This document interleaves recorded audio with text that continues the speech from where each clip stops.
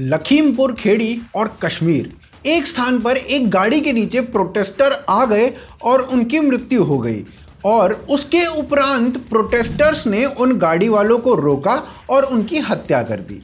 वहीं दूसरे स्थान यानी कश्मीर में कई नॉन मुसलमानों को मार दिया गया केवल इसलिए क्योंकि वो मुसलमान नहीं हैं। कल शाम को सुपिंदर कौर जो कि एक प्रिंसिपल हैं और उन्होंने एक अनाथ मुस्लिम बच्चे को गोद ले रखा था, वो उस अनाथ मुस्लिम बच्चे को एक सिख की भांति नहीं बल्कि एक मुसलमान की भांति उसका पालन पोषण करती थी, उसे मुस्लिम तालीम भी दिलाती थी जिसके लिए वो पास ही के एक मुस्लिम परिवार को 15,000 रुपये देती थी। लेकिन कल कश्मीर में उनसे पहले उनका आइडेंटिटी कार्ड मांगा गया, देखा तो पता चला कि वो सिख हैं, तो उन्हें पॉइंट ब्लैंक से गोली मार दी। और उसके बाद ऐसी ही दूसरी घटना सामने आई दीपक चंद नाम के एक हिंदू व्यक्ति की जो कि जम्मू क्षेत्र से था, कश्मीर में रह रहा था। पहले उसका पहचान पत्र देखा गया और उसके बाद उसे भी पॉइंट ब्लैंक से गोली मार दी। जो लोग अब तक नारे लगा रहे थे कागज़ नहीं दिखाएंगे, वो अब कागज़ देख देख कर गोली मार रहे हैं। इस प्रकार की बातें 2 दिनों में चौथे ऐसे इंसिडेंट को हम देख रहे हैं कश्मीर में। लेकिन कश्मीर की ओर किसी का ध्यान केंद्रित ही नहीं है, सब लखीमपुर के प्रोपेगेंडा को फैलाने में लगे हुए हैं। अब प्रोपेगेंडा की बात हुई ही है तो एनडीटीवी का नाम पीछे रह कैसे सकता है। एनडीटीवी ने लखीमपुर खेड़ी मामले में जो प्रोपेगेंडा किया है वो आज तक के टीवी के इतिहास का सबसे शर्मनाक, सबसे बड़ा प्रोपेगेंडा कहा जा सकता है। तो आइए बात करते हैं एनडीटीवी की और बात करेंगे कि कैसे इन्होंने दोनों ही स्थानों पर रिपोर्टिंग की है। आप हमारे साथ बने रहिए, देखते रहिए आज की ताज़ा खबर।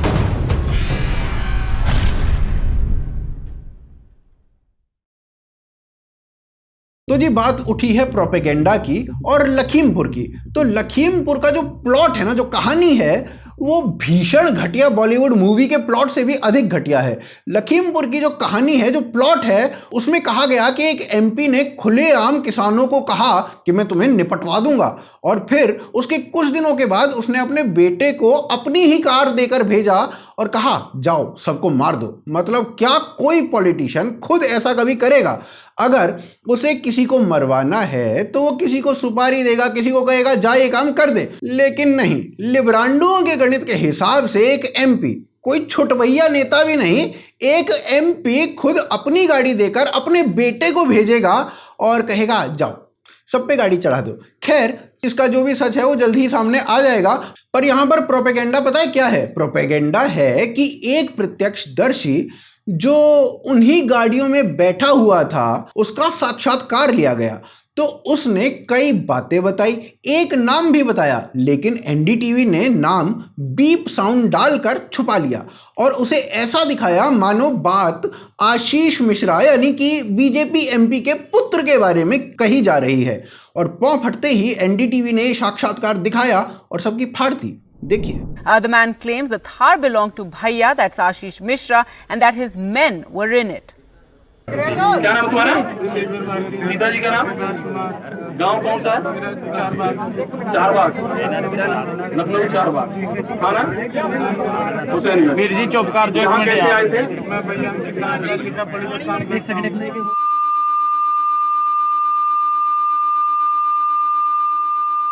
अच्छा, लखनऊ वाले वो यहाँ आए थे? उन्हीं की गाड़ी थी? फॉर्च्यूनर थी। वो गाड़ी में थे वो? तुम भी थे उसी गाड़ी में? कितने लोग थे उस गाड़ी में? 5 लोग थे। कौन सी गाड़ी थी? गाड़ी नंबर 0036। किस कलर की थी फॉर्च्यूनर? ब्लैक कलर की फॉर्च्यूनर में थे। इनका नाम? लगभग सुबह 9:30 बजे ये ब्रॉडकास्ट किया गया था टीवी पर और उसके 2 घंटे के बाद यानी लगभग 11:30 बजे के आसपास एनडीटीवी ने एक आर्टिकल लिख दिया और इस आर्टिकल के लिखते ही बीजेपी की बज चुकी थी, बवंडर मच चुका था। लेकिन किंतु परंतु सबको पूरा विश्वास था, मन में विश्वास था कि भाई एनडीटीवी ने किया है तो प्रोपेगेंडा तो होएगा ही। तभी प्रत्यक्षदर्शी का बिना बीप वाला साक्षात्कार सामने आ गया। इसके सामने आने के बाद एनडीटीवी की फटी हुई दिखाई दे रही थी। अब प्रत्यक्षदर्शी के असली इंटरव्यू के सामने आने के बाद एनडीटीवी ने ना तो अपोलोजाइज किया ना ही पोस्ट को डिलीट किया। पहले आप प्रत्यक्षदर्शी का असली इंटरव्यू देखिए। हुसैनगंज। वीर जी चुप कर जो, एक यहाँ मिनट कैसे यार। आए थे? मैं भैया लिखा पढ़ी का काम करता हूँ। अंकित दास कौन है? भैया वो अपने दास के भतीजे हैं। अंकित दास, अगले दास के, अच्छा लखनऊ वाले। जी वो यहाँ आए थे, जी उन्हीं की गाड़ी थी। जी फॉर्च्यूनर थी। वो गाड़ी में थे वो?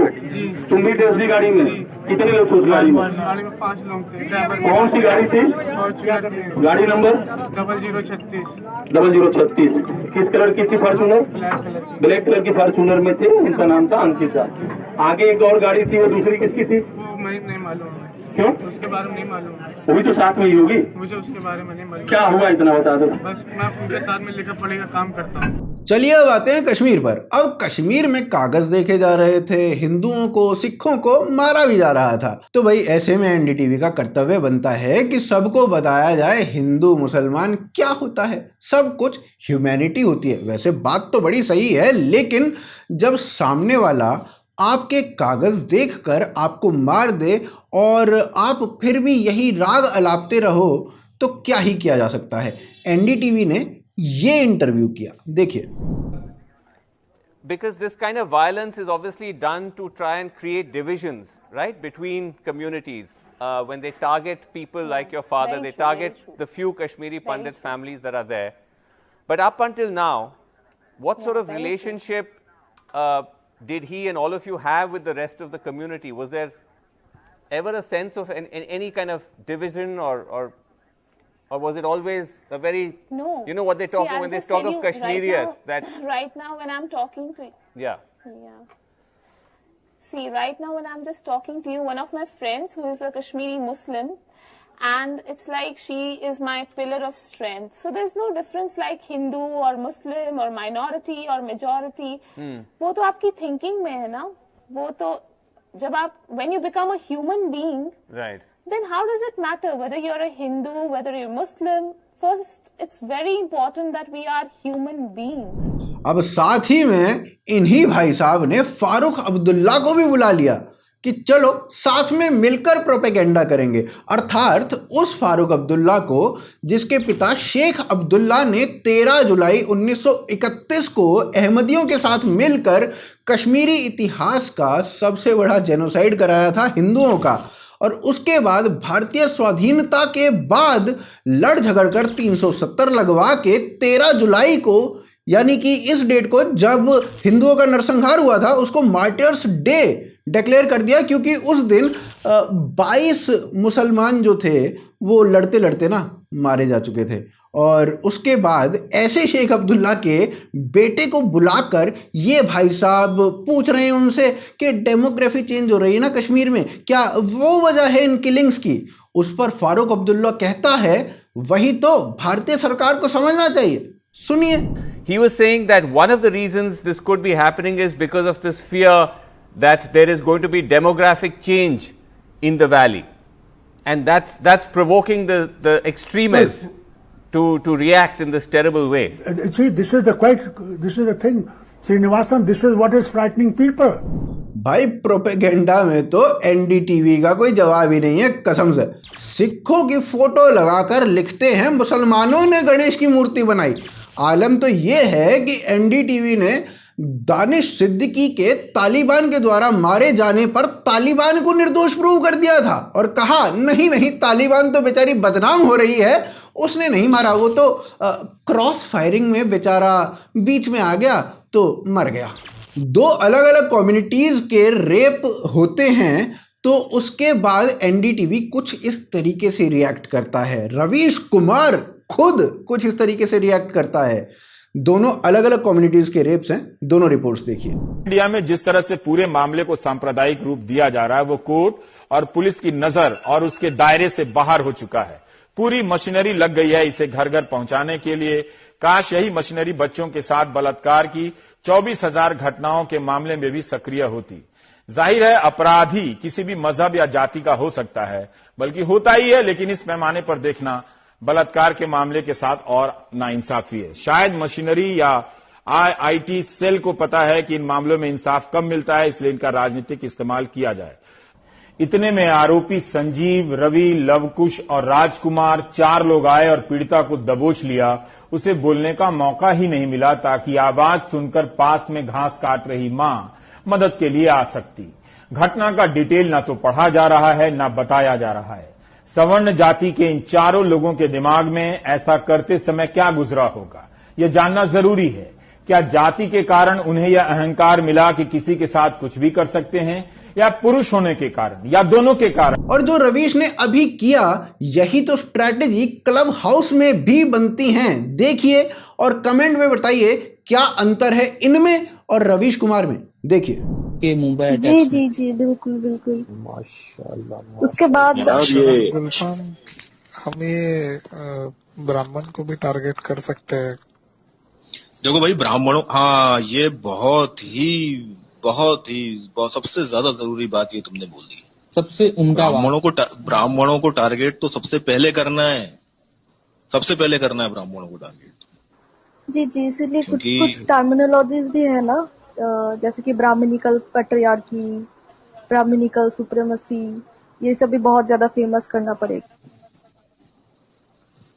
ब्राह्मणवाद से ही लड़ाई का मुद्दा है, जिसकी वजह से हमारे मुजाहिद भाई उमर खालिद सैफी और क्या नाम है उसका, उस्मानी, ये हमारे दीन के मुजाहिद हैं। ये हमें काफिरों के साथ डिवाइड एंड रूल करना होगा। जी जी जी जनाब, बहुत से हिंदू हाथ में कड़ा भी पहनते हैं, तो उसका भी हथियार के रूप में इस्तेमाल कर सकते हैं वो हम मोमिनों पे, तो वो भी बंद हो जाना चाहिए। जी बेशक जनाब, एकदम दुरुस्त फरमाया आपने ना। जो ये ब्राह्मण लोग जनेऊ पहनते हैं, उसका इस्तेमाल भी वो हमें फांसी के फंदे पे चढ़ाने के लिए कर सकते हैं। बेशक। बहुत प्रोफेसर साहब, आशान्वित हूं कि वीडियो आपको अच्छी लगी होगी। आप वीडियो को लाइक और शेयर करेंगे, चैनल को सब्सक्राइब करेंगे। हमारी मर्चेंडाइज को लेना चाहते हैं तो आप bhukalfactory.com पर जाकर उसको खरीद सकते हैं। सपोर्ट करने के लिए patreon.com और ज्वाइन बटन है। ट्विटर, फेसबुक, इंस्टाग्राम पर भी आप फॉलो कर सकते हैं। सभी के जो लिंक्स हैं वो नीचे पिन कमेंट में और डिस्क्रिप्शन में दिए गए हैं। आप देख रहे हैं आज की ताज़ा खबर। जय हिंद, जय भारत।